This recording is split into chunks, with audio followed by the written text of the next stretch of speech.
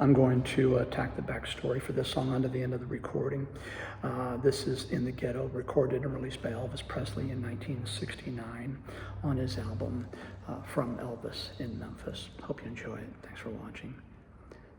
As the snow flies on a cold and gray Chicago morning, a poor little baby child is born in the ghetto, and his mama cries, 'cause if there's something she don't need, it's another hungry mouth to feed in the ghetto. People, don't you understand? The child needs a helping hand, or he'll grow to be an angry young man someday. Take a look at you and me. Are we too blind to see?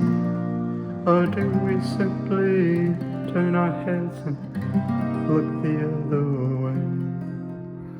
Well, the world turns, and a hungry little boy with a runny nose plays in the streets as the cold wind blows in the ghetto.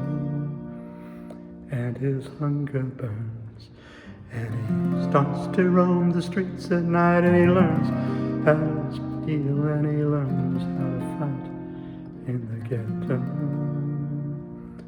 And then one night in desperation, a young man breaks away. He buys a gun, he steals a car, he tries to run but he don't get far, and his mama cries. And as the crowd gathers round, an angry young man face down in the street with a gun in his hand in the ghetto. And as a young man dies, in a cold and gray Chicago morning, another little baby child is born in the ghetto. This song was written by Mac Davis. Mac lived in Lubbock, grew up in Lubbock, Texas, and he had a little friend. They were kids, and their dads worked together, and the other family lived in what was the poor part of town.